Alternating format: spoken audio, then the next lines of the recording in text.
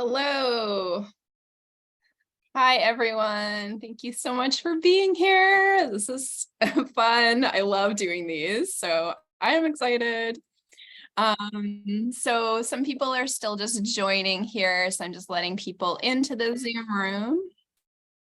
Okay, so as we kind of let people still join, I would love if you would share in the chat where you're joining from and where you're at in your astrology journey. Are you brand new? Have you been learning a little bit of astrology? So yeah, feel free to share.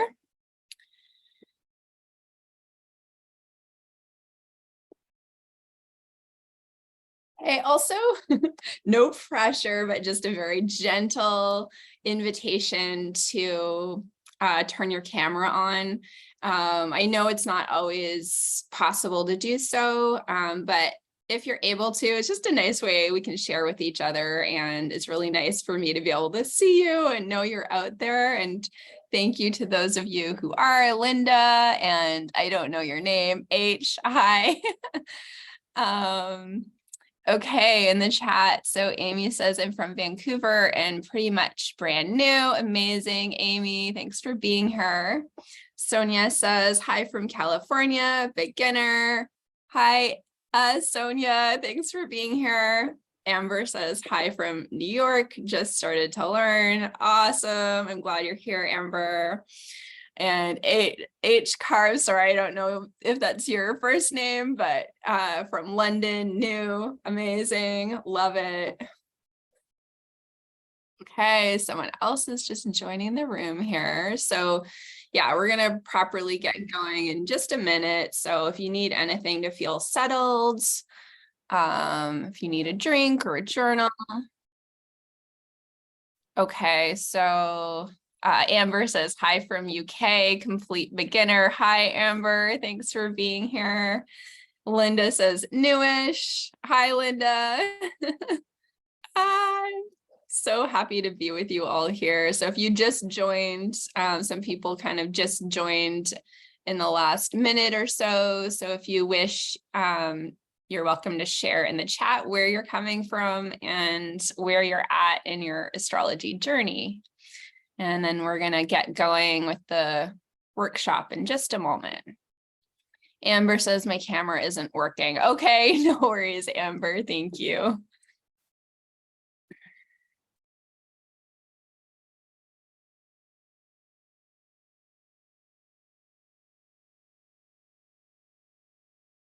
Okay, so we're going to start with just a little meditation just to kind of get grounded here. And then we'll start with the content. So just find a way to be comfy. If you're sitting in a chair, you may wish to have your feet flat on the floor.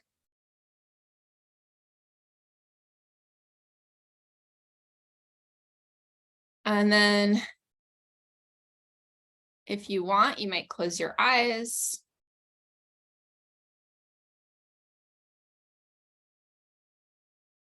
And just welcoming in a couple deeper breaths.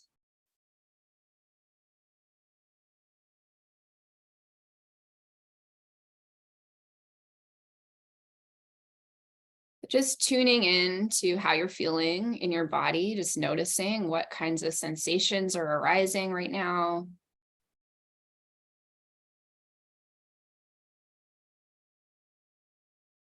What kinds of thoughts or emotions might be present. And just allowing all of that to be there. Just noticing, observing, no need to change anything.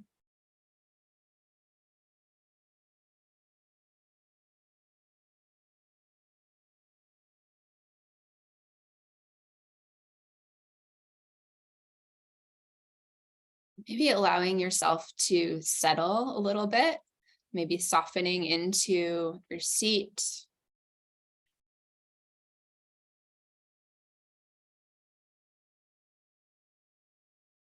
And then start to drop your awareness down through the bottoms of your feet, through the floor, down into the earth beneath you.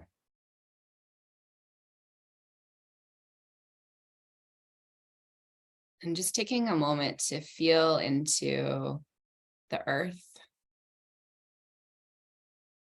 and connect to this particular place, wherever you find yourself.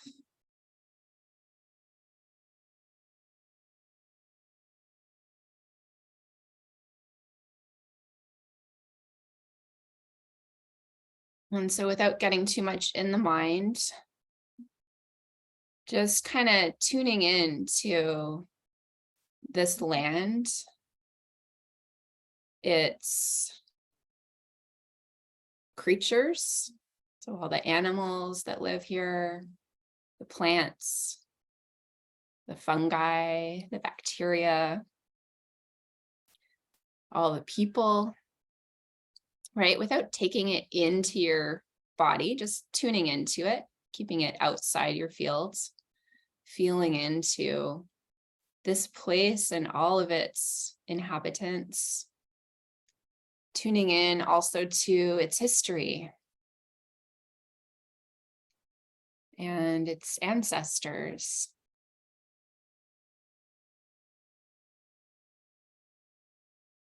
And just acknowledging all of that.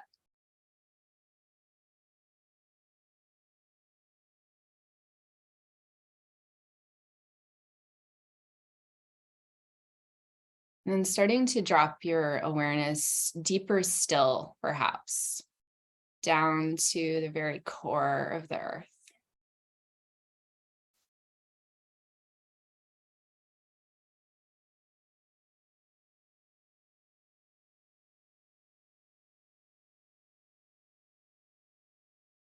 And just acknowledging your connection to earth, perhaps imagining a flow of energy coming from the very core all the way up through the bottoms of your feet into your body.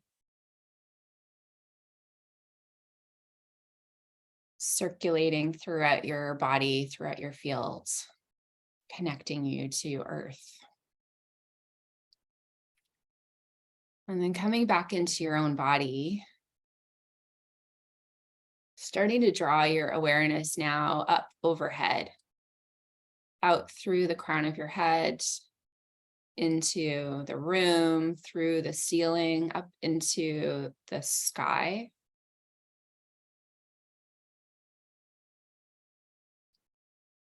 Way, way up through the Earth's atmosphere, beyond the orbit of the moon, beyond the orbits of the inner planets and the sun and all the other planets, beyond the solar system, beyond even the galaxy. Drawing your awareness way up into the vastness of space. And again, without taking it into your field, just feeling into it, tuning into all of that, the vastness and all those energies out there.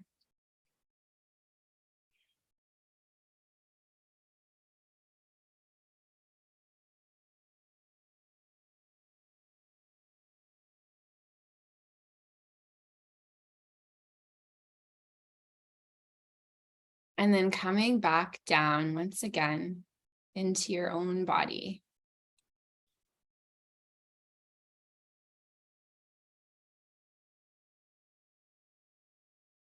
And just feeling yourself here in this place between the earth and the sky.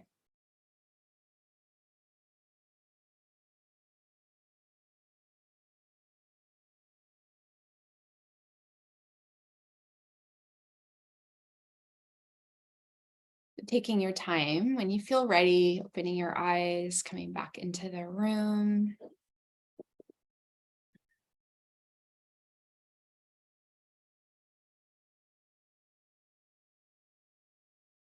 Okay.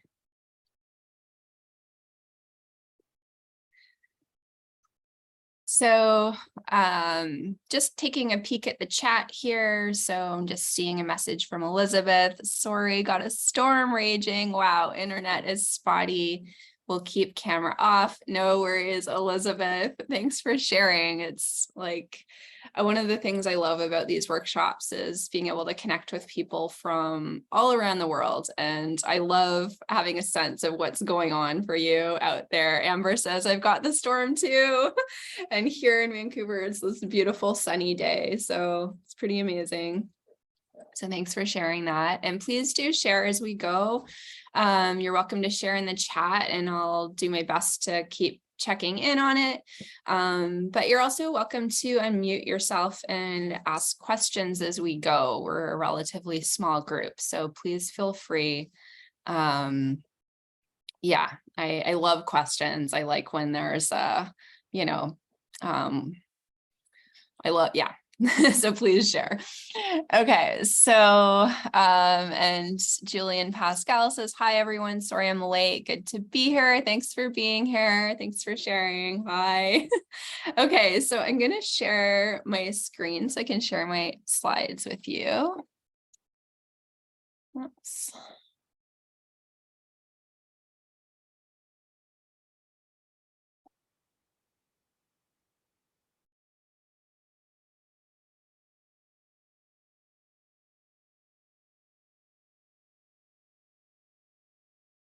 Okay, so I'm really excited. I love, love, love astrology and I love sharing it. It's absolutely one of my favorite things. It's really an honor, honestly, to be able to share this with people. So thank you so much, everyone, for being here. So I'm just going to share a couple words about myself because I think a lot of you are new to me. So my full name is Andrea Jabor. You're welcome to call me Andy. I've been an astrologer since 2015. So I've looked at lots of charts with people. I've written horoscopes and articles and all of that. And mostly I've been working locally, not entirely, but especially in terms of workshops and classes. I've been working mostly in person in Vancouver. So it's a little newer to me to be doing these online workshops and classes, and it's really fun. I love connecting with all of you. So I've learned from a lot of different astrologers and teachers. This is just a small list of a few of the astrologers who've really inspired me, who I've learned a lot from. But honestly, the more I practice astrology and the more I learn, the more I feel like I'm really connecting directly with the planets and the stars and the earth and my own guides. I think astrology is just such a powerful way that we can connect, with the cosmos. And that's something that I hope to convey in my teaching. I like to try to help people to have those connections as well. So my background's in psychology and philosophy, and I definitely find myself drawing on that background in my practice as well. Okay, just quickly checking the chat here. Fellow Queens grad, says Amy. Yeah, nice. Love it. Okay, so what I want to talk about today is how do we get from the sky itself and our experience of the sky to really to the astrology chart? Like how does this map the sky, right? And then how do we get from this to meaning? How do we interpret this, which is ultimately the sky itself, right? So I want to talk about that first in a kind of more broad, almost like philosophical kind of way. And then we're going to kind of bring it down to earth more and really get into our own charts. So I'm going to show you how to access your own chart and how to begin working with it. So we're going to talk about a few really tangible, practical things you can already start to do with your own chart.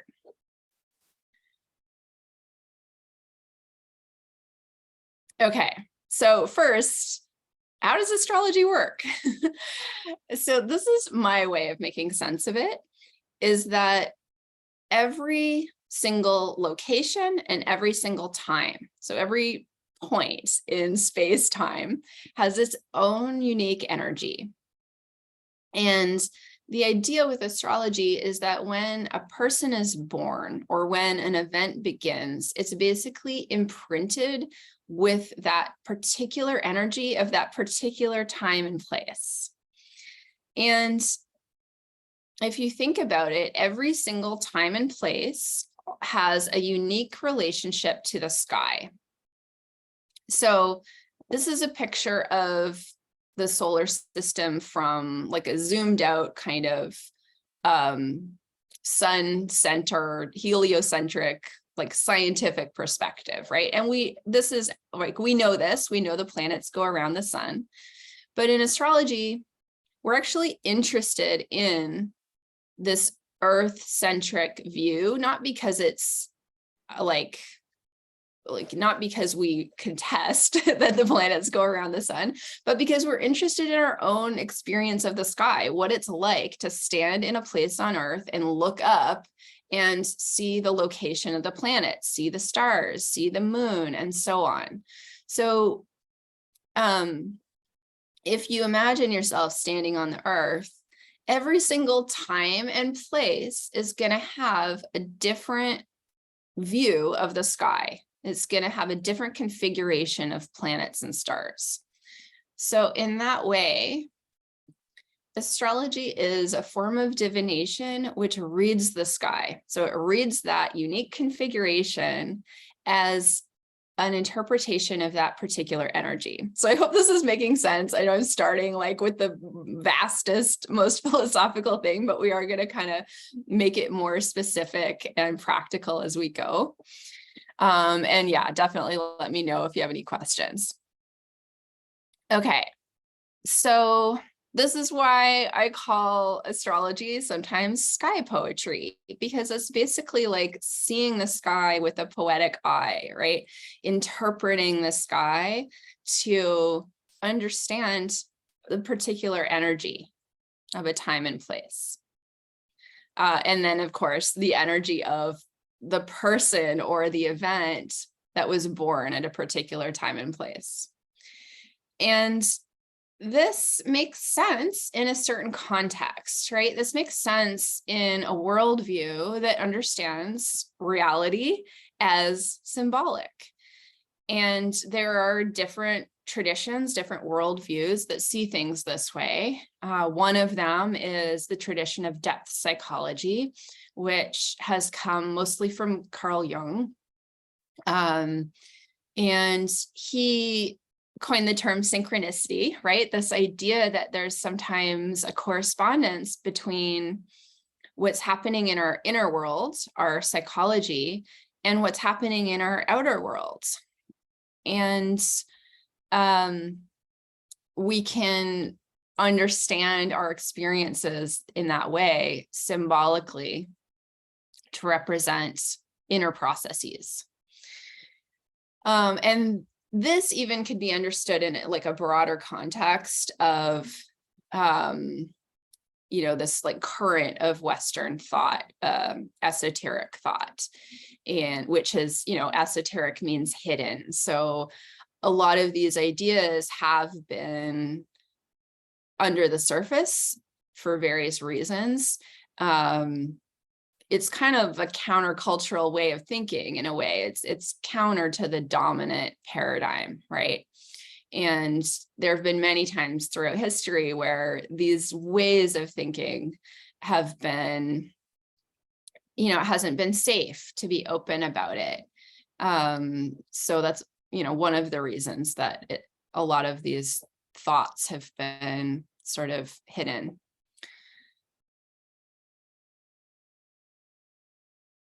Okay, and I just want to note too that Jung actually was into astrology. He wasn't public about it because, you know, it wasn't accepted really in the academic world, as it still isn't.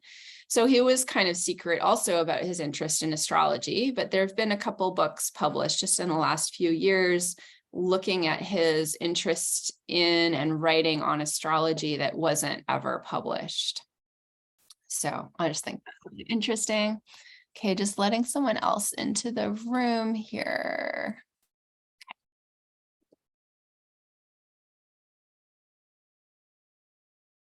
Okay, and even in a deeper, broader way, we could, and I don't mean to like equate all of these different systems of thought. Of course, there are differences, but just kind of like an introduction as a way into making sense of, you know, astrology's place and context in culture. I think it can be helpful to draw some parallels. So, you know, we can also understand these lines of thought in a context of animism, which is a worldview that sees reality as being made of beings rather than things. And again, this is very counter to the dominant paradigm, which, you know, at least in the Western world, tends to see reality as being made of stuff, of things, of matter, right, of objects. Whereas if we see the world as being made of beings, then astrology actually makes a lot of sense, right? We can understand the planets themselves as having consciousnesses, as, you know, being beings that we can interact with and communicate with. And in that context, the symbolism that we read in astrology is a mode of communication, right? It's a way that those beings are communicating with us. And, you know, that is the framework, the worldview in which astrology was originally birthed, right? So there are many different traditions of astrology, right? There's Chinese astrology, there's Indian or Vedic or Jyotish astrology, there's Mayan astrology, and so on. The tradition that I practice and teach is usually called Western astrology. And I just want to kind of touch briefly on its history, again, just to give us a little bit of context and grounding for what is this practice. So the first evidence we have of this strand of astrology is from Mesopotamia, from like more than 4,000 years ago, which I think is wild. There were these clay tablets that were discovered with more than 6,000 omen interpretations, which is, they were in the form of if X, then Y. So here's just one example. If the moon becomes visible on the first day, then reliable speech, the land will be happy. So it's interesting, I think, to think of the astrology that we know as having evolved from this form of omen interpretation, right? To see signs in nature and interpret them. But even this is a very sort of codified version of astrology. And we can imagine that before this, there must have been, you know, a long oral tradition. And we do have evidence that the lunar cycle, at any rate, has been tracked for something like 25,000 years, which is wild. I think that's just so wild to think about, you know, that long history of humans watching the moon and tracking the cycle. So again, this is like a very complicated slide. We're not going to go into it in detail, just kind of want to touch on this, just to give us context here. And to make the point that this tradition, Western astrology, has really made its way through various cultures. It's sort of wound its way from Mesopotamia through ancient Egypt, through ancient Greece, through, you know, different cultures along the way until, you know, we have the tradition that we practice now. And even that, of course, is very varied. There are different schools, there are different traditions, even within Western astrology.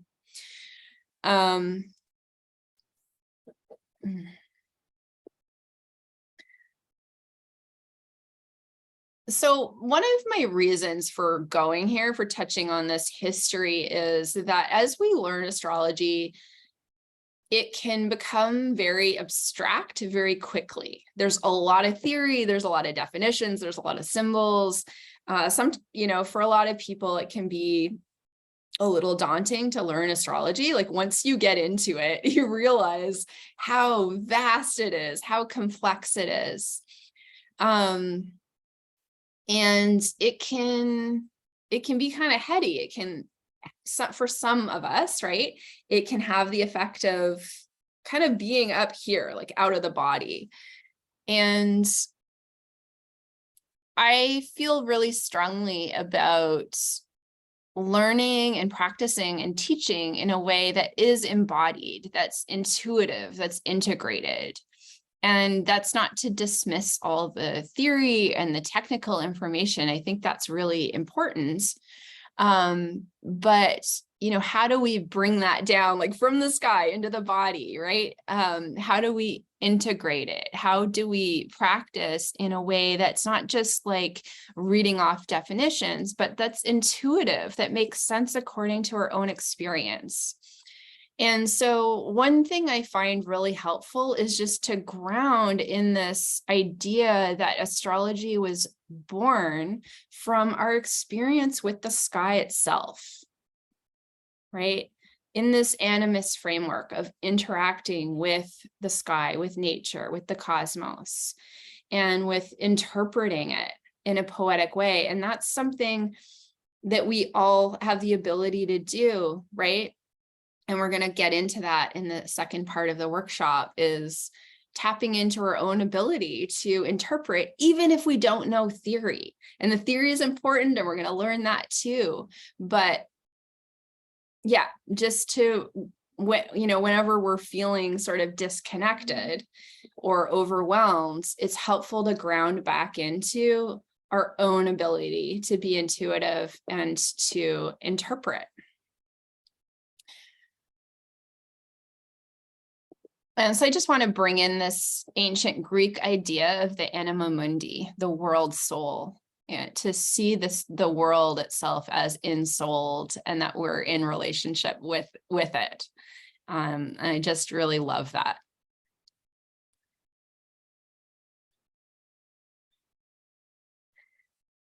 Okay, so I've been presenting astrology in this way that's, like potentially animist and about relationality and interconnection. And in that way, it can really be an alternative to this sort of dominant mode of thinking. But I think it's also important to point out that it doesn't have to be. There are many different ways of practicing astrology. And, it is possible to practice astrology in like a materialist way, in a sort of like disembodied way that is, or in a way that's like lacking in integrity, or, just to say, of course, as with anything, right? There's so many different ways of relating to it. And I think as we begin our journey of learning astrology, it's helpful to take a minute to consider how we want to relate to it, and why we're learning it, and why we want to practice it. And in part, so we have a better sense of what and who to tune into in terms of like information or teachers, as well as in a more sort of spiritual way of like what energies we want to tune into.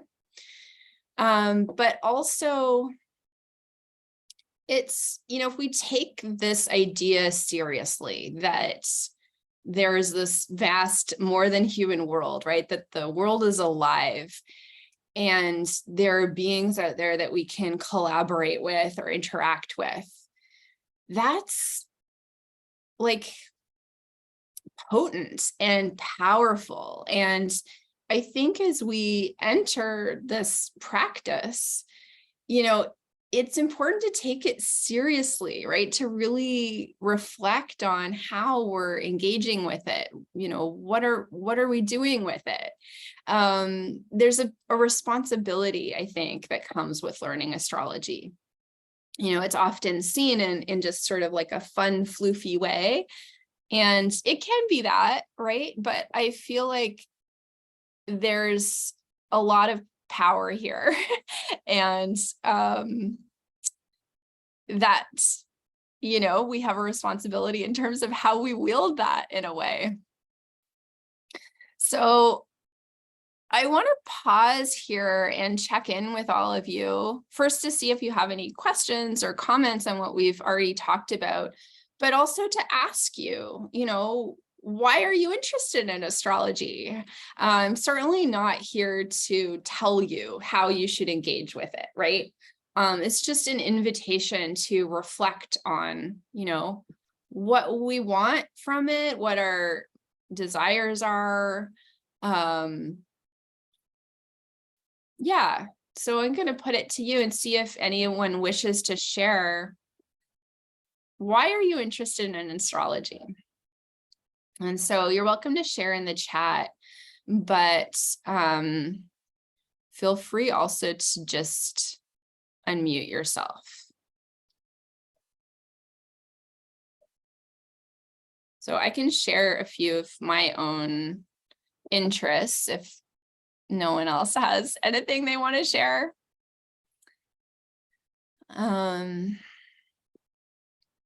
But I'll give you a second. I see some people maybe typing. I'm happy to share. Yeah, it's an interesting question. I feel like for me, it comes in ebb and flows. When I feel like I need to reconnect to something bigger than myself, then astrology is the first place that I go to. And I think the world that I inhabit I'm a psychologist by trade. And so a lot, it was so interesting hearing you talk about the dominant paradigms and the different, all of that, and just how easy it is to disconnect from anything bigger when that's the way that you've been trained to think. Mm-hmm. And in some ways, I think my engagement with this is an attempt to engage with the world again, with nature, with the planets, with the cosmos, in a way that I haven't allowed myself to, I think. Up until recently. So that's kind of where I'm at, really. I love that. Thank you so much for sharing. Yeah, I feel very similarly. Like that's really been a big part of my journey. Like I find there are different ways to find that reconnection, but I've found astrology for me to be really helpful in feeling reconnected, which is something I have to keep coming back to. Yeah. So Linda says, I've been studying the wheel of the year and realizing how the cardinal fixed mutable signs make sense in the cycle in a way they hadn't yet. Oh, I love that. Thank you, Linda. Yeah, thanks for sharing. Feel free to expand on that if you want. I'm curious if you have more you wish to share, but no pressure. So Amy says, you touched on astrology as an alternative to colonialism, materialism, etc. And by extension, it's in opposition to patriarchy itself. The power of intuition, interpretation, and relational thinking ontology is probably the future of anti-oppressive action. Wow. Well said, Amy. I love that. And that's my sense. Like, that's my hope. I mean, I also think there are a lot of different perspectives and different ways of seeing things. I'm really open to, other ideas, but that is the way I've been approaching these things. And just in my own life, like in an individual way, it feels like helpful for me to kind of,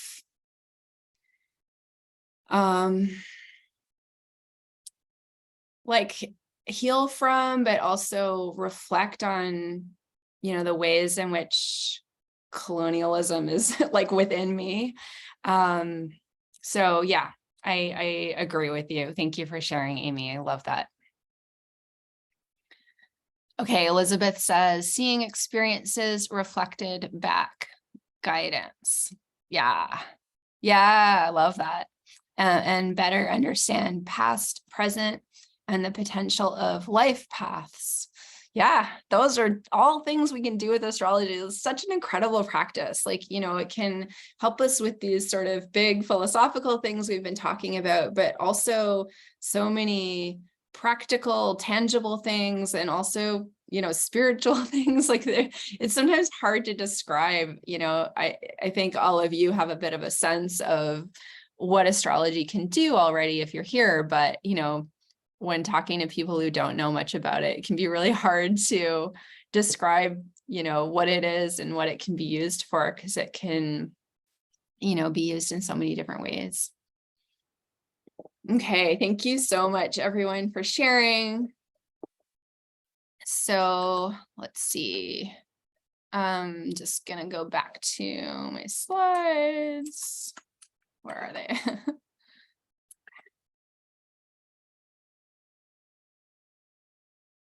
Okay.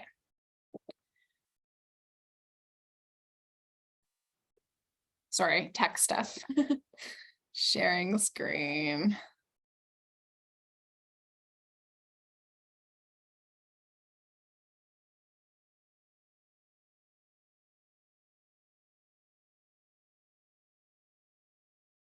Okay, we're going to shift gears and get into our chart. So I'm going to give you a minute to find this website. There's a lot of different ways to access your chart. There's a lot of different software, a lot of different websites, but this is one I really like. It's just really powerful, accurate tool and resource. So find your way here. And I think we'll also just take a super short break here, just as people find that, and just to give everyone a second to, maybe disconnect from the screen, because sometimes it's a lot if we're here for 2 hours. So if anyone just, needs to get a drink or anything like that. So just like 2 or 3 minutes, let's say.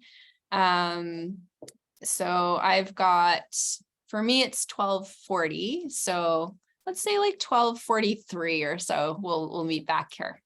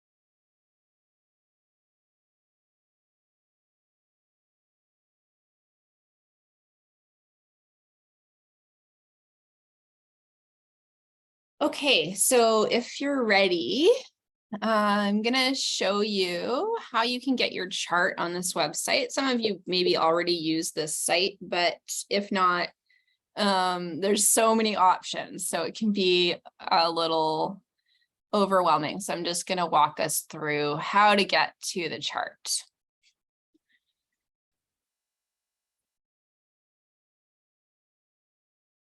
Okay, and stop me if you have questions, as always.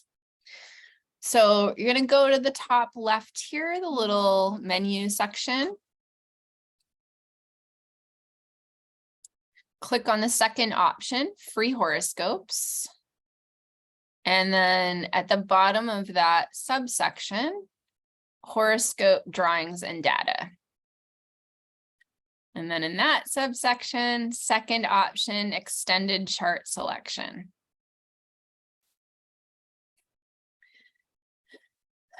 So later, if you want, you can create a account with this site. It's free and it'll save a bunch of charts for you. So it's really useful. You can enter like your friends' charts and so on. But for today, just for the sake of time, let's just use the visitor option. So we're going to click the blue button, enter birth data.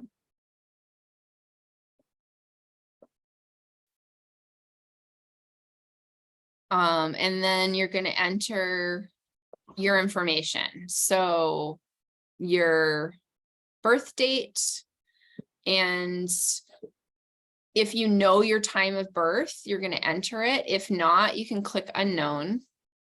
It is helpful to know the exact time, but I know that's not information everyone has. So couple options if you don't know your time of birth. So first thing is you could try to find out. So you might ask people who maybe were around, or you could even get in touch with the hospital and see if they have records. If that's not possible, then there is a technique called chart rectification that some astrologers specialize in, where they can kind of reverse engineer the time of birth. But for today, if you don't know birth time, you're just going to click unknown. And then the place is not your current location, it's the place where you were born. So is everyone good? Everyone's finding that part of the site okay?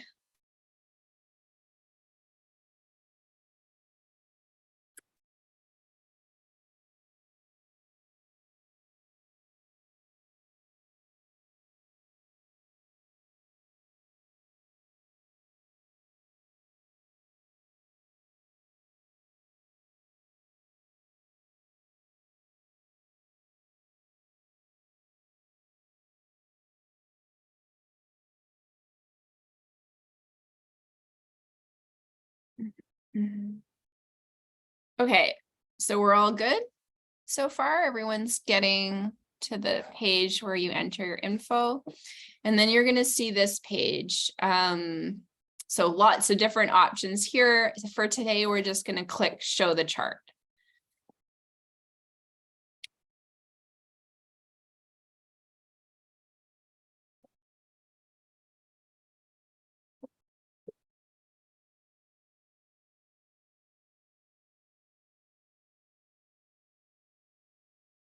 Just going back to my slides here.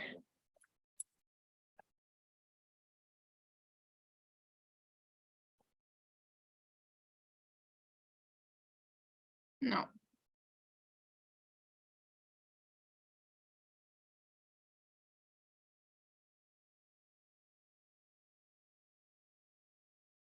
You're seeing my slides, right? Right now, not the chart. Yeah.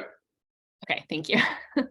Okay, so coming back to this idea of how do we get from the sky itself and our experience of it to astronomy, to the astrology chart, and then how do we make meaning from this, right? How do we interpret this, this bunch of symbols, right? So just going to kind of do a little orientation of the chart itself, just so we know what we're looking at without getting into every single symbol, right? That's too much for today, but just so we have some sense of what this is symbolizing. So the chart is basically a map of the sky at the moment you were born. And again, we can draw a chart for anything, right? For any event, we can do like business charts and so on. Charts for countries, etc. So this tiny little X in the middle is kind of like you in the hospital in that moment. So everything overhead represents the sky overhead. The line through the middle is the horizon. So everything beneath that line shows the sky on the other side of the earth. So what wouldn't have been visible. So the outer ring they're the signs, and more or less the signs represent constellations, the stars. And there's a little sort of technicality there that we're not going to go into today. It just gets too complicated, but for today, we're just going to say these are the stars. Within that ring, you see all these black symbols that shows the location of all the planets. The sun is the circle with the circle inside of it. The moon is the little crescent moon. And then all the planets. And the lines between them are angles. And so those represent relationships then between the planets.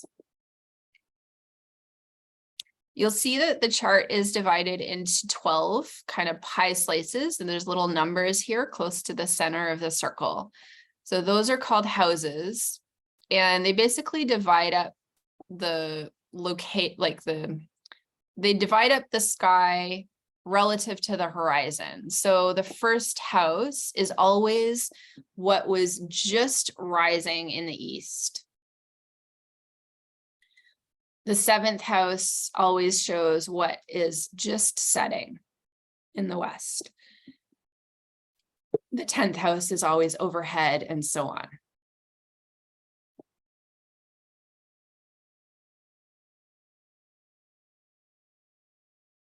Okay, makes sense so far? Okay, so before we even talk about theory at all, let's just take a minute to take in our own chart and just notice what we might already observe about our chart. So, for example, are all the planets kind of clustered together? Or are they really spread out? Where was the sun at that moment? Where was the moon? Were there any planets maybe right on the horizon, just rising here at the AC, or maybe just setting on the right side of the chart? So just seeing what you can observe. So in this chart, for example, I noticed that almost everything is over here on the left. And I don't know what to make of that, but it's just something I'm noticing.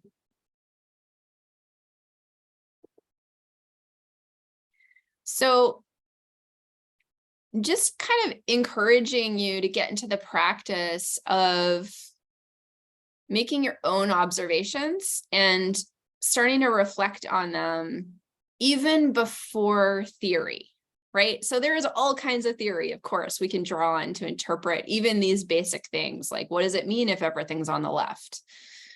What does it mean if there's clusters, right? But I just want to emphasize that there is an intuitive way of relating to this technical information, to all the theory.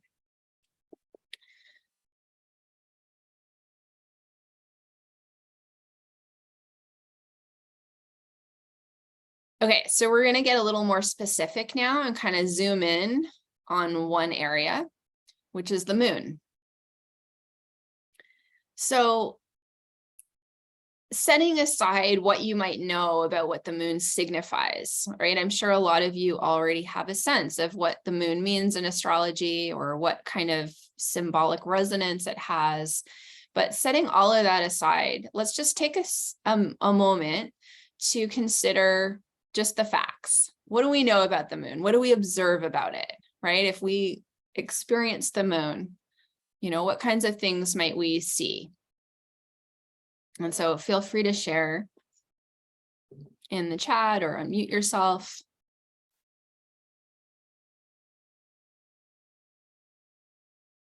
What is distinctive about the moon?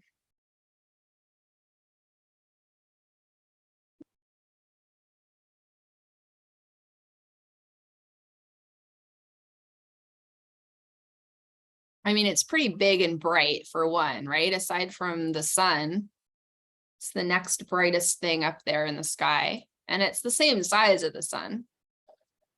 Someone's sharing in the chat. Just going to look at that. Linda, the light. Yeah, exactly. It's pretty bright. It's pretty obvious, right? And Sonia says many phases. Yeah, exactly. The moon's changing, right? It's different from the sun in that way. It looks different every night. It's in a different location of the sky. It's in a different phase. Locked, does not rotate. Really good observation. Yeah, that's true. We're always looking at the same side of the moon, right? That is interesting. The brightness varies with the phase. Yeah, totally. There's lots that changes about the moon. It's very changeable. Okay, this is good. Elizabeth says it seems icy white like a desert with plains, mountains, valleys, and travels around the earth. I love that. Yeah, totally. You're getting like really specific now. Like when we look at it, there's a lot to notice. And it's a really beautiful way of putting it. Thank you, Elizabeth. Okay, so, we could go on, but let's take in what we've already observed. And now, look at it with a poetic eye. And before getting into theory, just think for ourselves, what might we make of those observations? How can we interpret those things? How might we read those as symbols?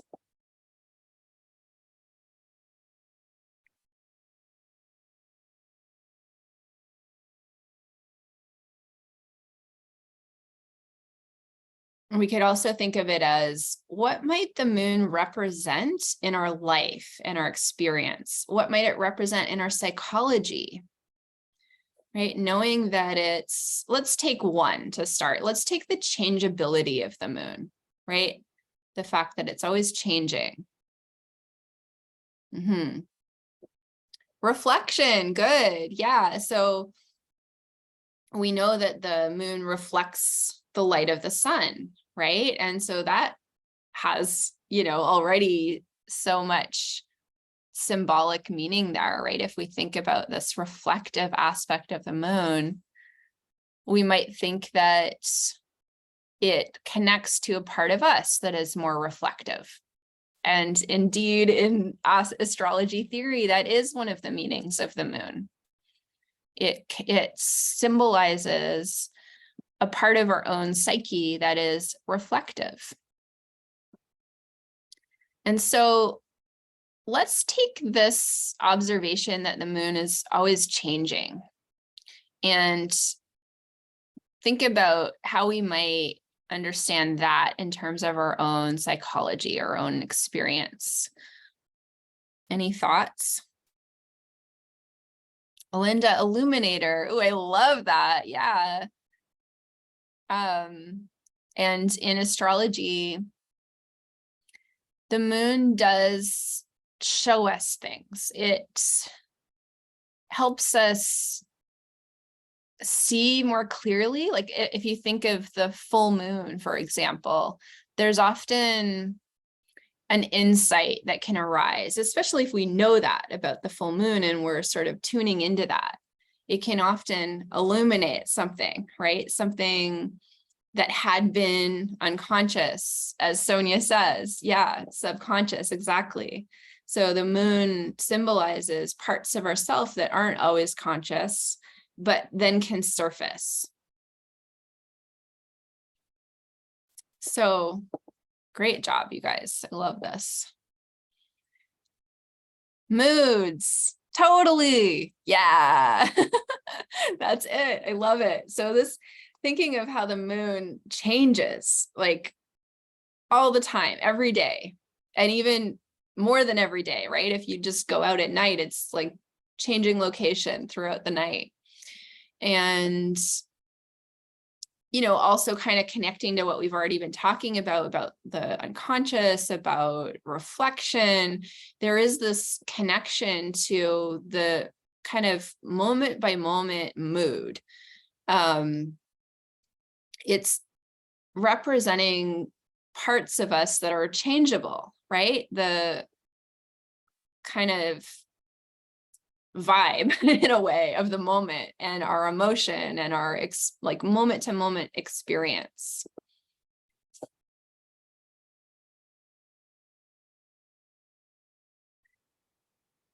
And in astrology theory, emotion and mood is one of the key interpretations of the moon.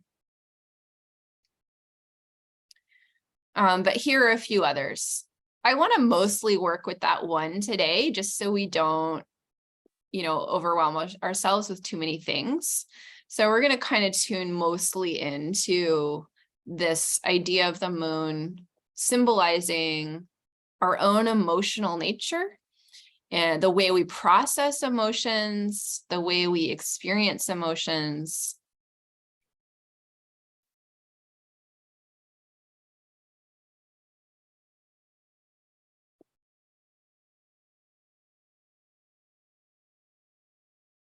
Okay, so we're going to add one more layer of theory here, and then we're going to use that to go into our own chart a little bit.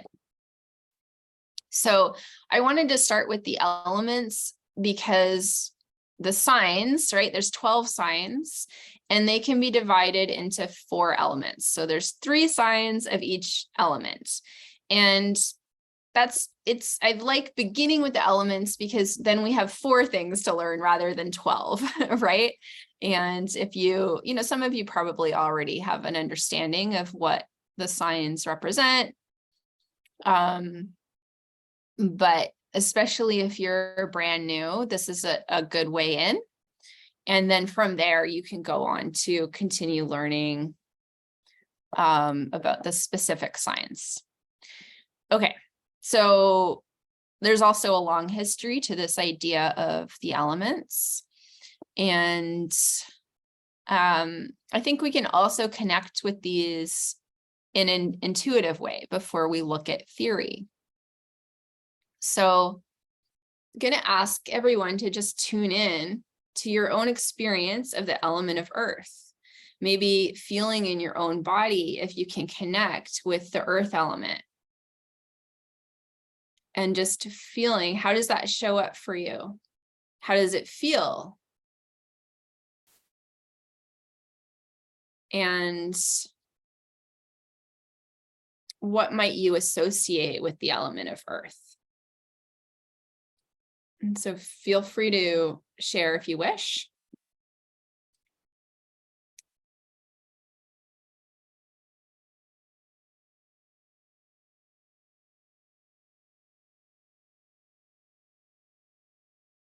Grounded, rooted, totally. Yeah. So earth definitely signifies grounding. It signifies our roots, our connection to earth, stability, totally. Yeah. Stability. Bones. Yeah. Good one.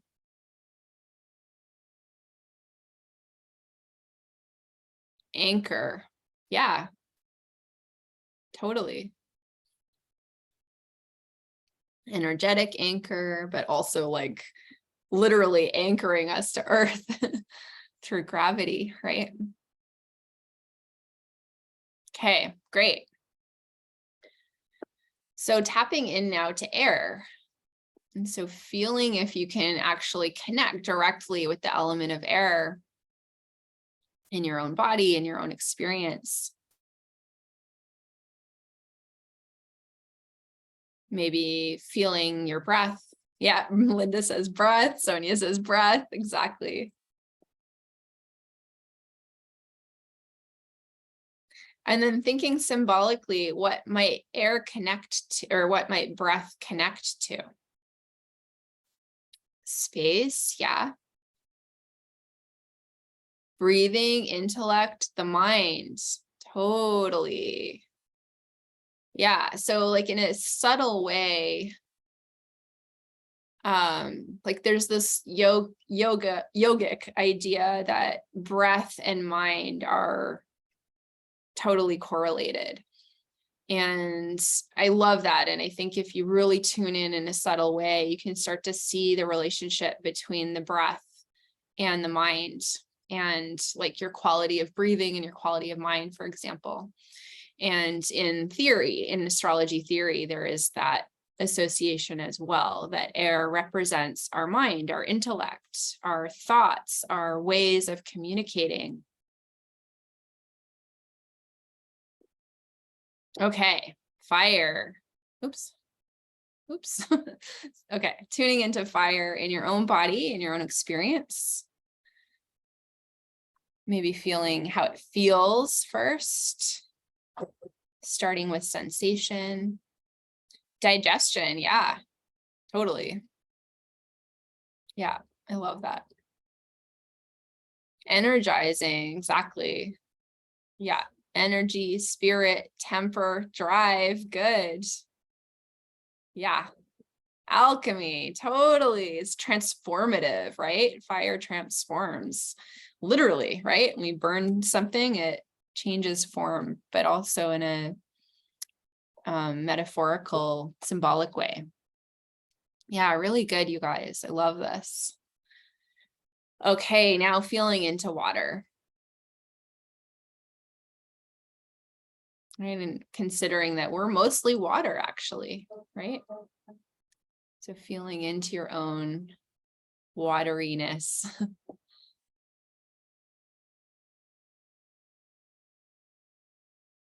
Flexible, soothing, fluid. Love it. Yeah. Emotions, mood, depth. Totally. Yeah. Exactly. You guys already have it.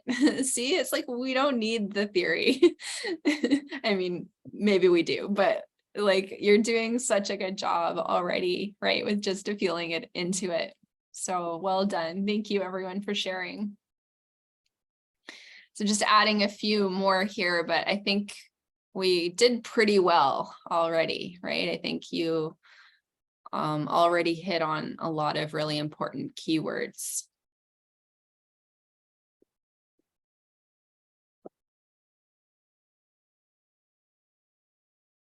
Okay, so now we're going to put it together and we're going to think about the moon as symbolizing, among other things, right? So let's keep in mind that all of these are really vast archetypes or symbols or beings even, right? And these keywords are just really touching on a whole complex kind of infinite energy and field that, you know, there's so many different meanings that every one of these has. So this is just sort of a way to tune in to that.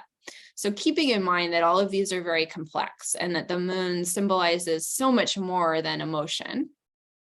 But that's a nice place to start, right? So considering that the moon symbolizes our emotional nature and the way we process emotion,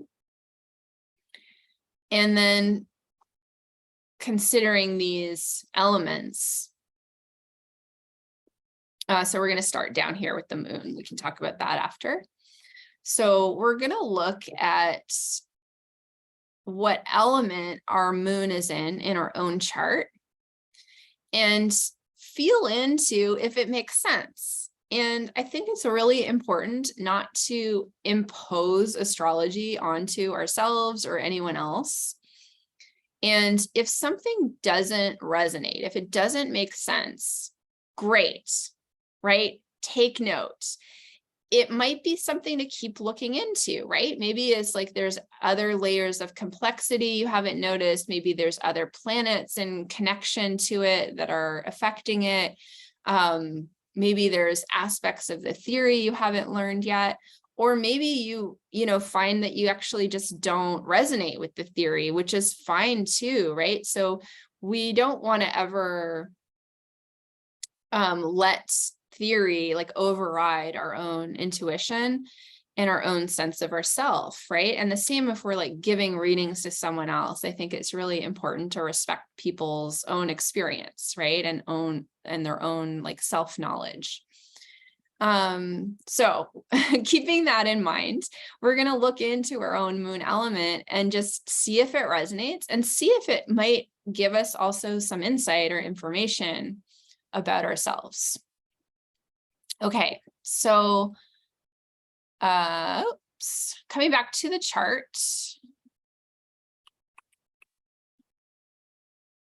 You're going to look for the little crescent moon. And then the elements are symbolized by color. So red is fire, orange is air, green is earth, and blue is water. So you can find your moon element.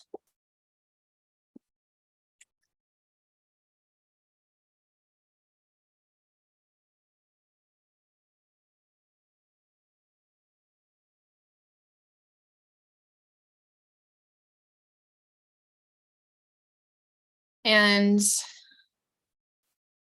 I'll just go back to the slide with the keywords for the elements. So does it make sense that the way you process emotion, like, is this true for you, right? That there's something about your emotional nature that is connected with one of these elements.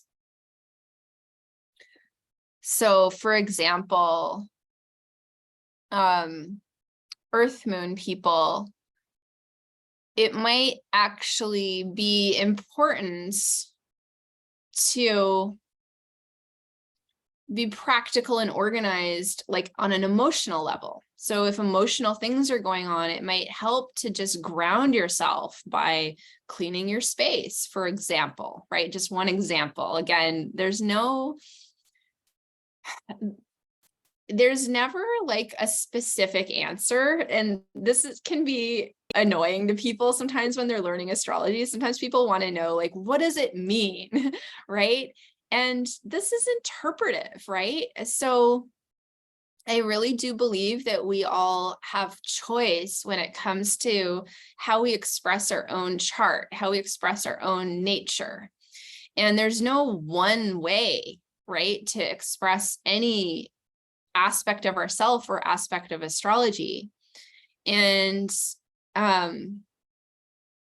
in readings, oh, someone just entered the room. Give me a sec here.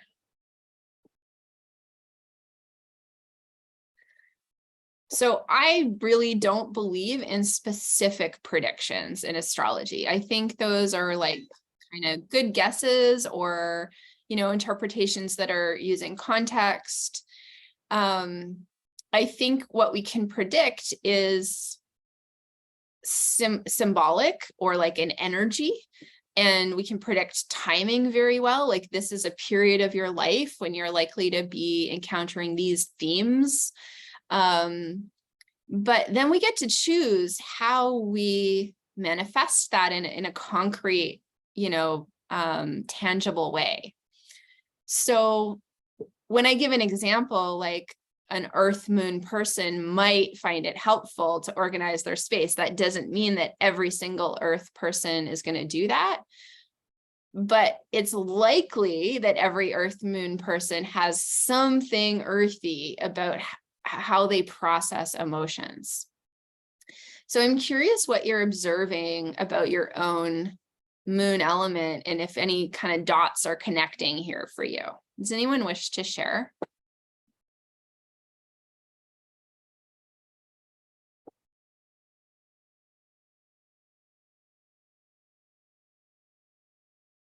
So if you like, I can go through the moon elements and just say a few words about them, and that might trigger some things for you. So air moon people, it tends to be very helpful to talk things out or write things out, right? There is like an aspect of communication that is usually very important in how air moon people process. And there might be also like a lot of thoughts that come with processing emotion. Linda shares, on my chart, moon sign is between Virgo and Libra, but it says moon is in Libra. Can you clarify? Yeah. So I don't really work with cusps. So what's the color of the moon? It's orange, I guess, right? I can't see. Is it orange in your chart? Yeah. Okay. So let's work with that. And does that make sense? Do you feel like there's an air quality to your emotional nature? Is communication important? Is relating important? Is connection important? And is it, it's partly about how we process emotion, but it's also about what we need to feel emotionally satisfied, right? So do you feel like you need relationship and connection? So I'm just going to let Linda, yeah, 100%. Thanks for sharing. Okay. So yeah, lots of shares here. I have a question about air. I'm a Gemini. And you later say I'm late. Did you send? Yeah. So we went through how to get your chart. I'm not going to cover it again because we went through it, but I'm going to send out the recording. So you can just watch the recording and get your chart, and then yeah, find out that information afterwards. Okay, Sonia says, Capricorn moon, love to organize and rearrange stuff. Love it.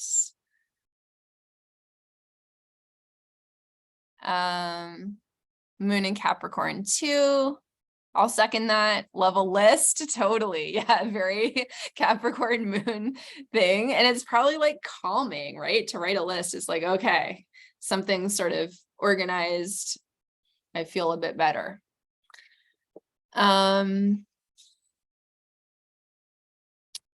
Okay, I have a Leo moon and it really makes so much sense. I love it. Feel free to share more if you want. Oh, and yeah, thank you for sharing the site. That's great. So maybe you can find your chart on the site. Yeah. Okay, my moon's an earth sign. I definitely relate to the idea of needing practical ways of soothing, cleaning my space, swimming, active self-care, etc. Very helpful. Awesome. Love it. Okay, thank you everyone for sharing. Does anyone have questions about that? Or I think what we'll do, if it's helpful, is we might take just a moment to kind of run through the moon signs, just to get a little bit more specific. I know that not everyone knows all the symbols, so that's something you can look into later if you don't know your moon sign. But I just want to give you a little bit more here to go a little bit deeper into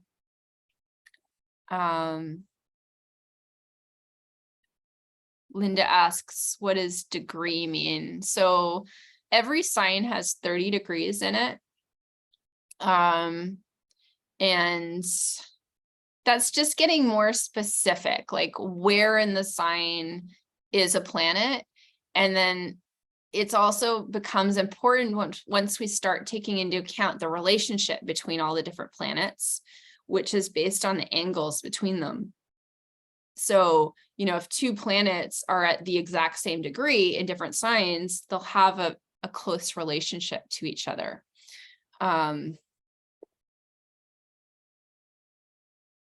Okay, my moon's in Scorpio. Awesome. So does it make sense that there's a water aspect to how you process emotion? And Scorpio, is a little, okay, I'm going to go to the slide with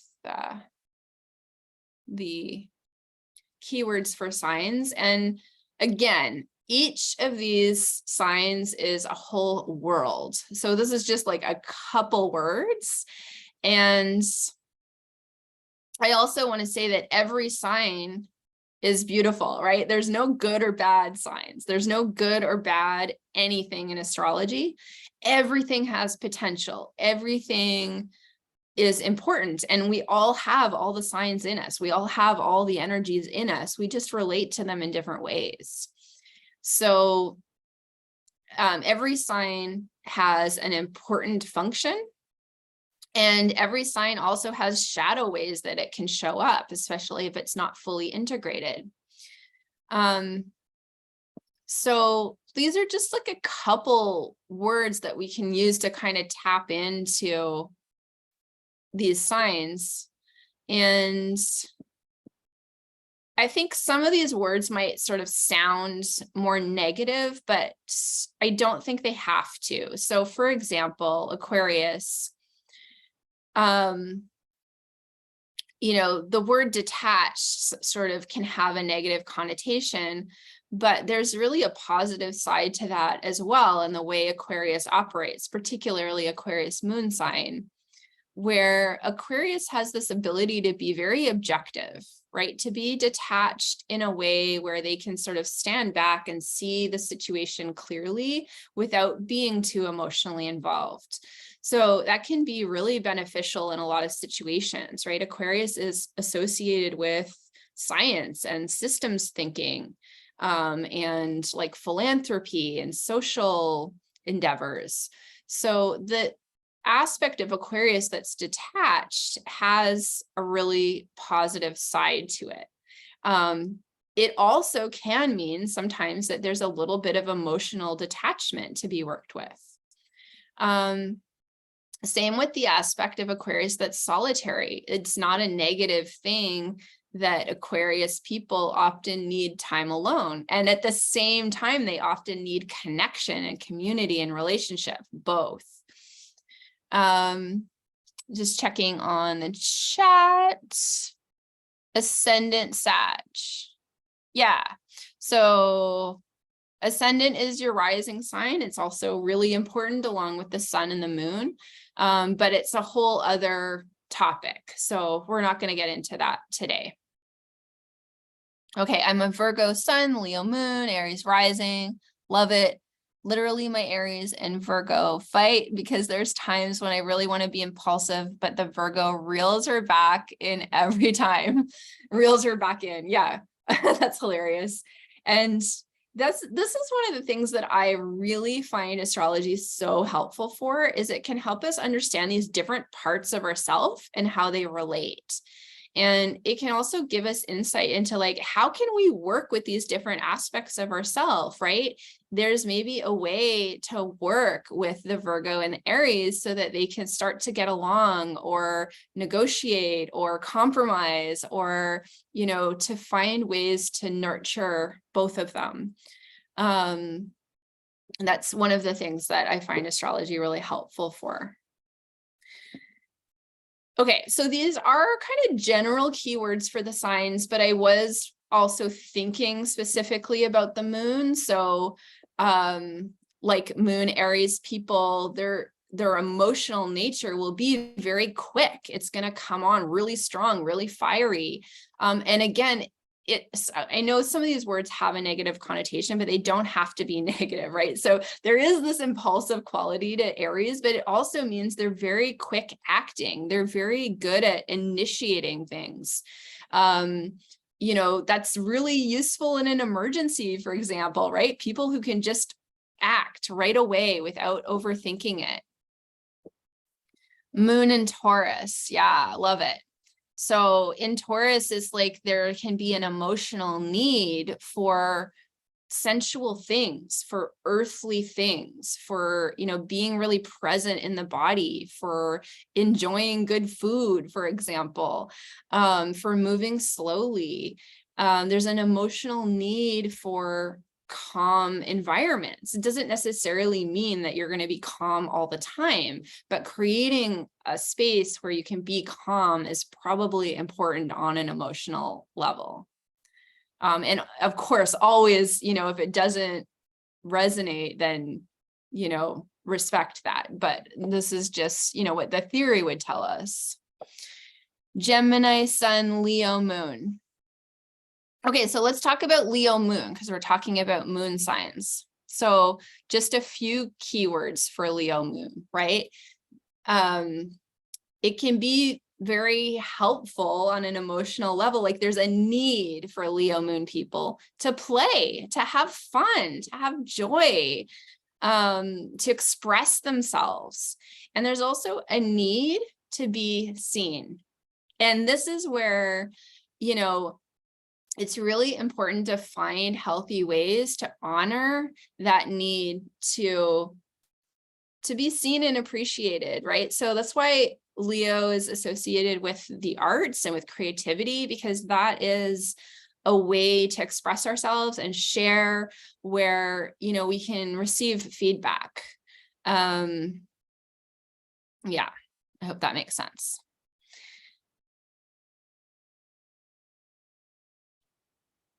Okay, does anyone else want to share their moon sign? And I can say a couple of words about it.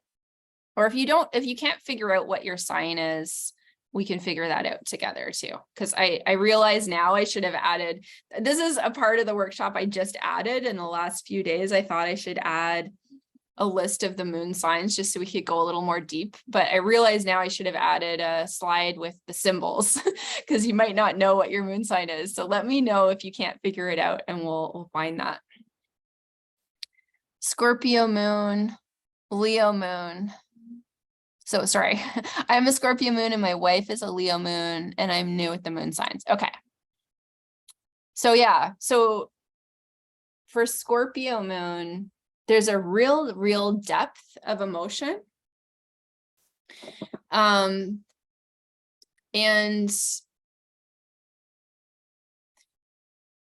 it goes so deep that sometimes with Scorpio moon, it can actually be almost hard to access it. So this is a way in which, even though Scorpio is a water sign and water is about emotion, Scorpio moon people may not always be very emotional because it's like this deep emotion that's not always on the surface.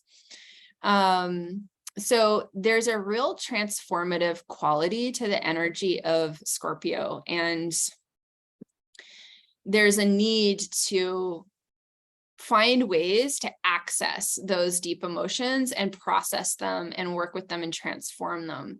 And when Scorpio people can do that, they are very powerful. They can reinvent themselves and they can help other people with this as well. Like Scorpio is connected to psychology. It's connected to also like magic and the occult. It's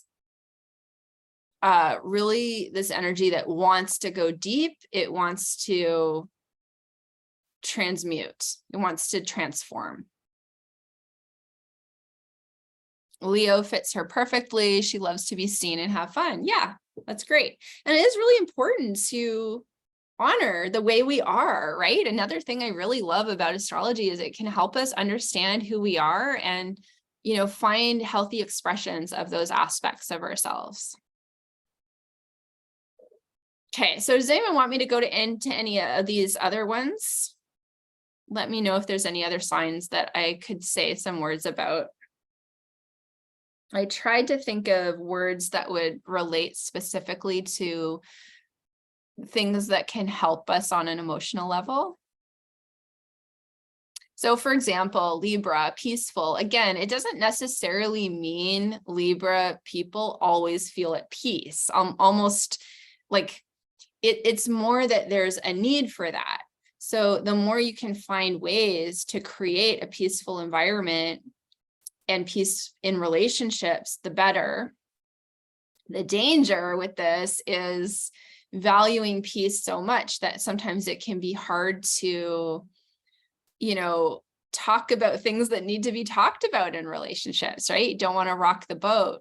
So it's finding a way to do both, right? You need peace, but you also need to not be afraid to say what needs to be said for Libra moon people. Why are the signs associated with these traits? Yeah, so the element is part of it, right? So each sign is one of the elements. So, but each sign is also what's called a mode. So for example, Aries is fire, but it's also cardinal. And it's because of those two qualities that then we get the interpretation of Aries. So modality has to do with the season. And this is a topic I'm not going to go into more now because it's this whole other huge topic. It is something I cover in my course. So if you are interested in continuing to learn with me, I'm teaching a full course and we'll get into that. But yeah, I wanted today to focus on this idea of like an intuitive way of relating to astrology, but I know that with the signs, we kind of skipped that a little bit. I just wanted to touch on the signs just to give you a little bit more, right? Just to give you a little more to work with. Okay, Capricorn moon, anything to be aware of on the slightly less favorable side to develop self-awareness? Yeah. So again, with all the energies, with all the archetypes, there are, like qualities and potentials. And then there's, shadow sides, we could say, especially if we haven't fully integrated the energy with all of them, right? And so Capricorn moon, one of the difficult things can be like, there's just so much discipline and ambition with Capricorn energy. Sometimes it's like, I don't have time for emotions, it's like, I'm going to just put that over there. I don't need to feel it. So in a way, the challenge for Capricorn moon people is to find ways to process their emotion and to actually feel, right? So yeah, I hope that helps. And it's just about like, it's really just about taking the time to sit and feel. That's kind of, I think, the best way to start with that. Capricorn's very disciplined, so you could treat it as a practice. It's like, okay, I'm disciplined in all these other areas of my life. I'm going to now take this on as a practice to learn to connect with my feelings and my emotions. So I hope that helps a little bit. Yeah, great. Good. You're welcome.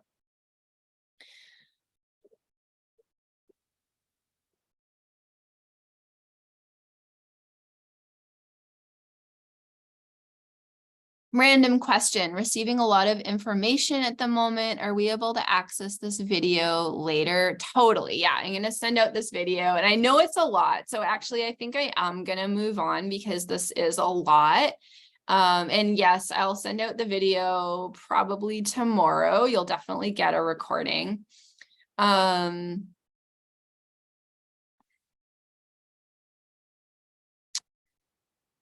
just trying to decide if I want to go into this because I know we've covered a lot. So I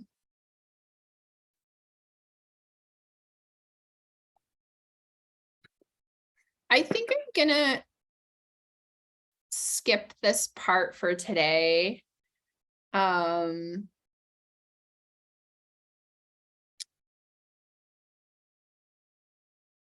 I'm just gonna touch on it very briefly. So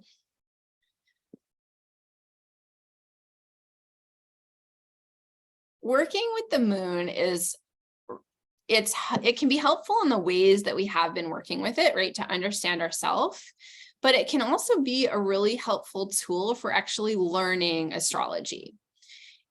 So I'm really passionate, as you can probably tell, about learning not just through theory, but also through experience, right? Reflecting on, well, what is my experience of this, and does it make sense according to the theory?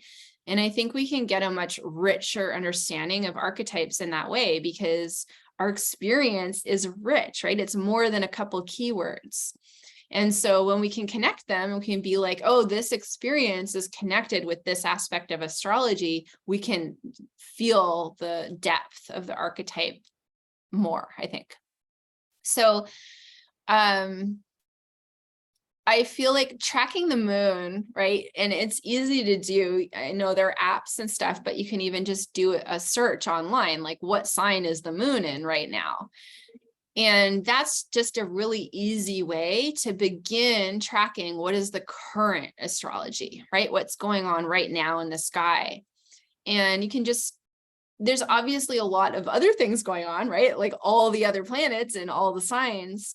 But because astrology is so complicated, we have to find ways to access it if we're interested in learning that don't overwhelm us, right? Where do we begin? And I think the moon's a great place to begin because it's so connected to our immediate experience. And so it can be interesting to track, what is the moon doing right now? And is there a correlation to my experience right now? And there may or may not be, right? And one of the reasons there may not be is just because there's a lot of other stuff going on. But sometimes there is, and that's interesting, right? And the more we learn about astrology, the more specific we can get with that same practice, right? So, okay, I'm just going to check in and see if you want me to go just briefly into how to track the moon through your own chart, like maybe 5 minutes, or are you full? How are people feeling? Just like share in the chat. Do you have within you space for one more method? Happy to have more. Yes, yes, yes. Okay, awesome. Got it. Thanks, everyone. Appreciate it. Okay, so we're going to come back to our chart on astro.com. I'm just going to switch my screen here.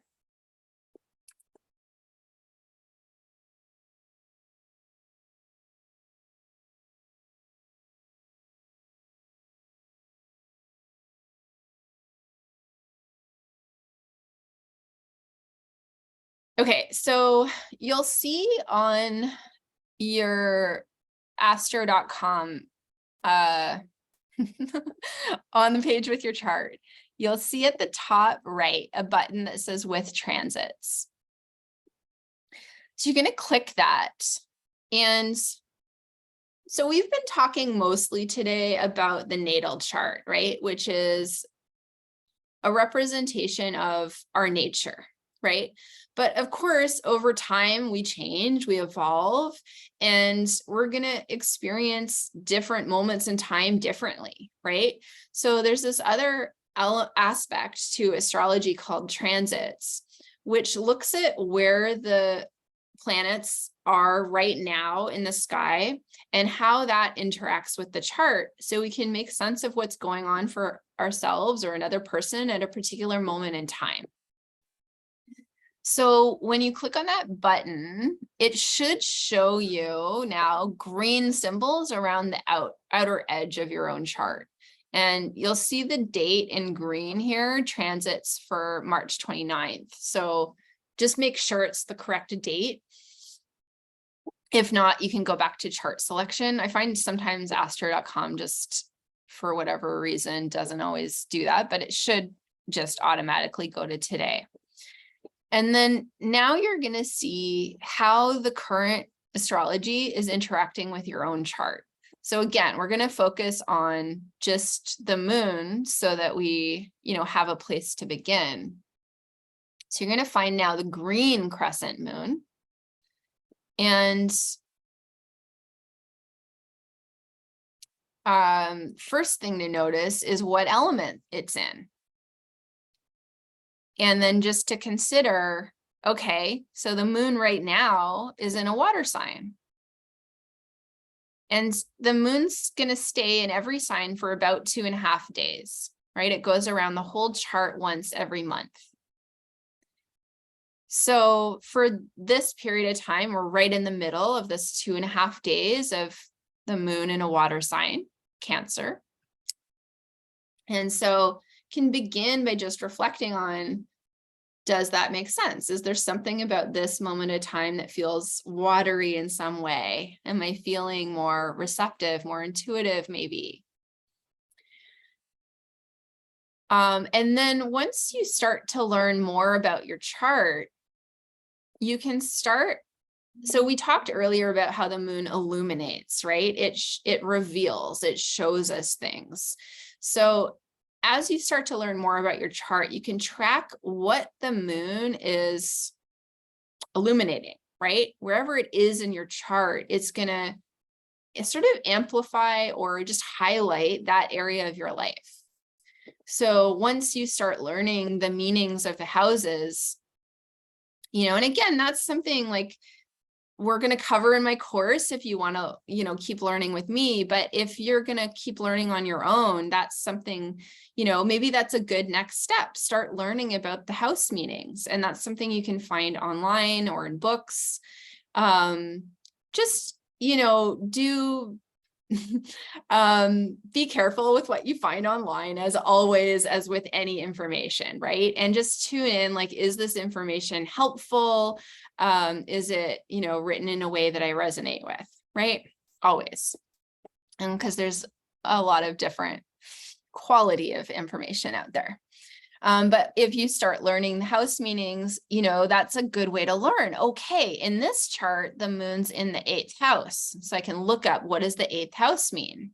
It's also nice because you can start by just learning one house at a time that way, right? You can be like, okay, moon's in the 8th house for this 2.5 days.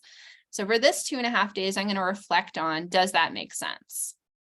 Right? And then as you start learning all the meanings of the planets, when the moon comes to conjunct one of your planets, you can reflect on, okay, is that archetype more present in my life right now?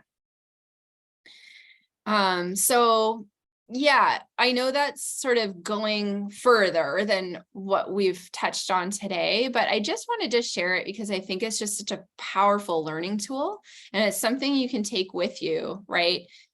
Whether you learn from me or you learn in other ways. I'm assuming most of you are here because you're interested in learning astrology. And I find this just a really beautiful, helpful way to learn that's can integrate the theory with our own experience. Any questions about that? Do the moon phases impact interpretations? Totally. Yeah. So that's a whole other topic again. So in all the ways, right? The moon phase in our own chart, right? What's the relationship between the sun and the moon in our own chart? Were you born on a full moon? Were you born, on a waning moon, etc.? All of that's gonna, bring more nuance to the interpretation. Astrology is incredibly complex because if you think about it, it's an interpretation of the sky, right? There's so much going on in the sky. There's always more you can take in. There's always more nuance. You can look at the different speeds the planets are going, how they're connecting to each other. You can look at the asteroids. You can look at the nodes. That's a whole other thing. You can look at eclipse. Like, there's so many things. And that can be daunting when we're learning, but it's also really exciting, right? That this is just this vast field of knowledge that is so rich and has so much to offer, right? Is there a way of finding out what phase the moon was in when we were born? Yeah, so you can start by just looking at where was the sun in your chart, which is the circle with the circle, and where was the moon.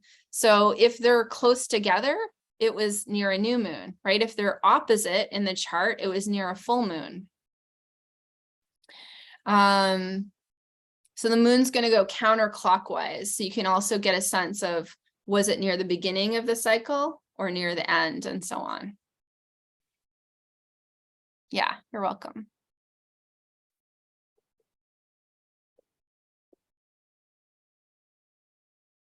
Okay, so if there aren't any other questions at this point, I'm going to switch gears a little bit here and share with anyone who's interested a little bit about the course that I will be teaching starting on Saturday. And if you're not interested, no worries at all. So yeah, thank you for coming, everyone. If anyone's going to leave, I'm glad you're here.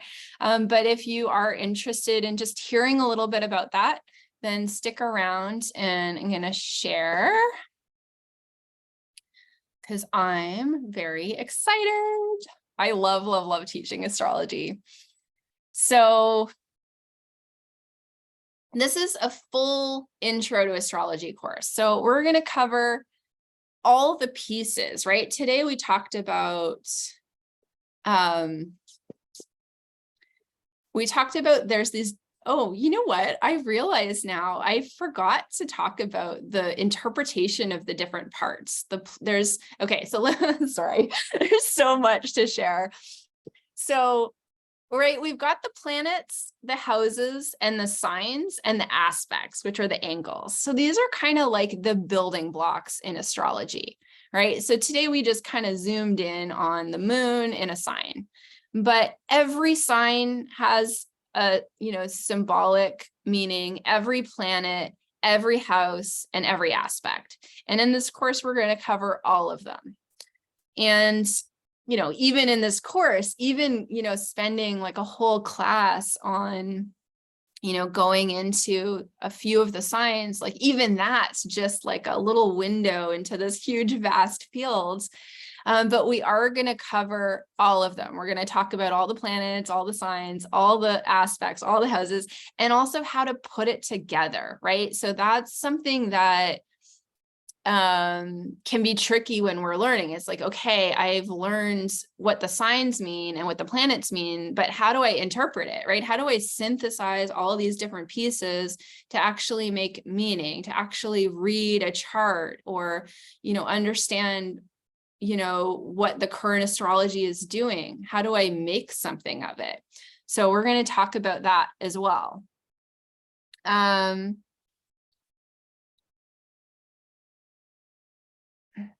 So it's going to be a little bit similar to how I've been teaching today, where there's an emphasis on kind of going back and forth between the theory and our own experience. So there's going to be like parts of the course will be a little bit more like lecture, but there's also going to be like exercises and activities and practices that we can use to integrate, right? So that we can start to really get it in a deeper way. Okay, course is 12 weeks. So it runs all spring. We start Saturday and we go until April 21st. So throughout that time, there's like a forum, a space where you can ask questions between classes. There's going to be 12 classes, 12 modules. So we're meeting every second weekend during that time. Saturday and Sunday afternoon, both. Of course, if you can't make any classes, everything's recorded. So you can always come back, if you miss a class or if you just want to review. By the end of the course, you're going to be starting to read charts. So you'll have everything you need to basically begin to read.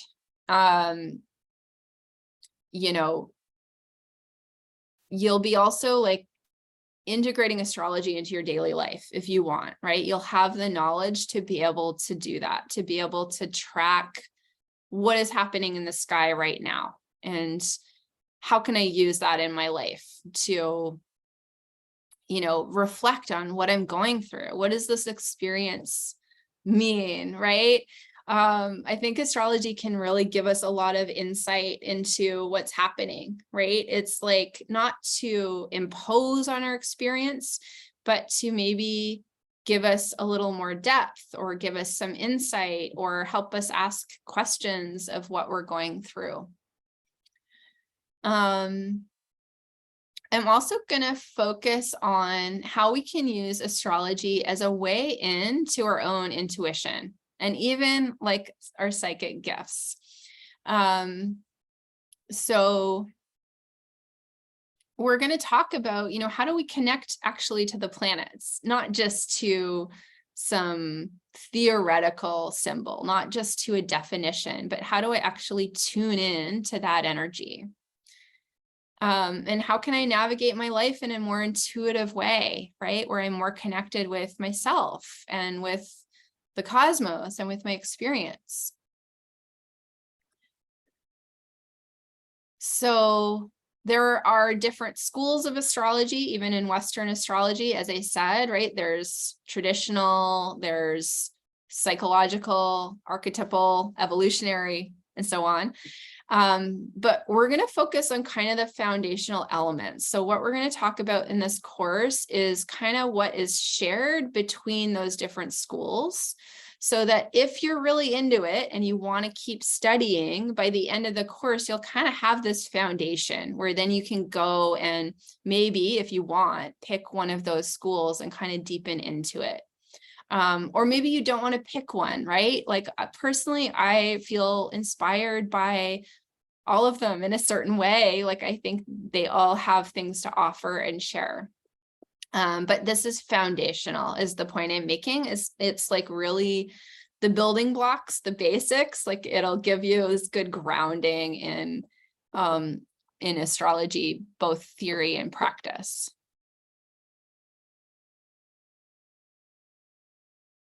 Okay. Some people like to know, like specifically, what are we going to cover? So this is just, the different modules we'll go through.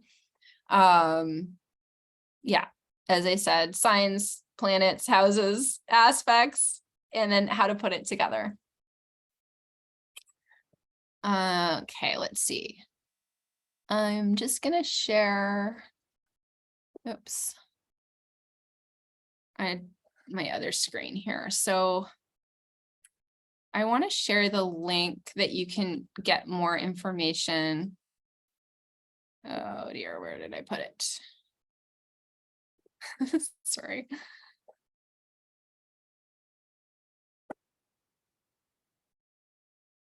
Just give me a sec. I just want to give you the link so that if you want to keep looking into it, you can. There we go.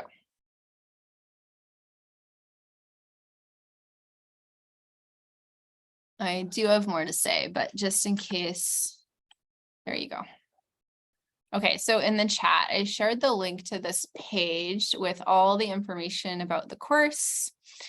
You're also welcome to connect with me if you have questions. Yeah.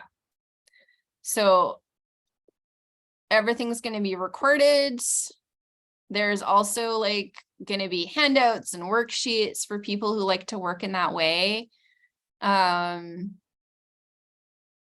There's testimonials on this page that you can look at later if you want. I have taught this course before 3 times locally. So this is my first time teaching it online, but I've taught it several times live.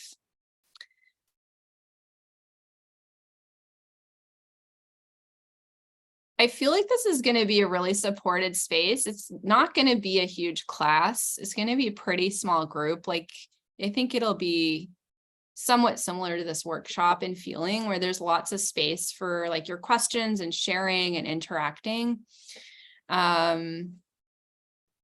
So I'm not going to go through all of this, but if you're interested, there's all this information you can go through on the site. So yeah, balancing theory, intuition, we spoke about that. I think the class is going to be fun. I think it'll be like playful and enjoyable, but I think it's also going to go deep. you know, astrology can really help us to understand ourselves in a deeper way, and it can be transformative in that way.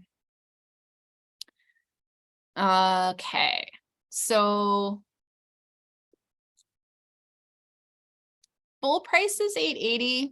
I do have a code for those of you who are here to get a discount. And I also want to share, like, if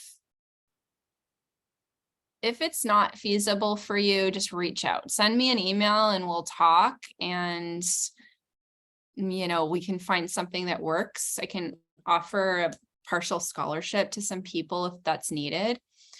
And there is a code that you can use if you are ready to sign up in the next 24 hours. I've got a code. It's solar in all caps. So let me just share that in the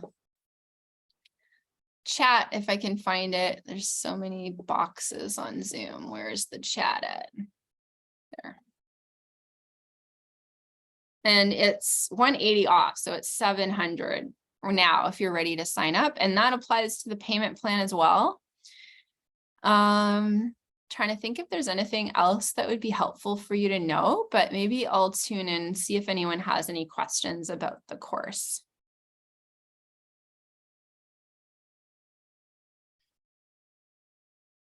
We're starting on Saturday. I'm so excited. As you can tell, I really, really love teaching astrology. I find it a lot of fun.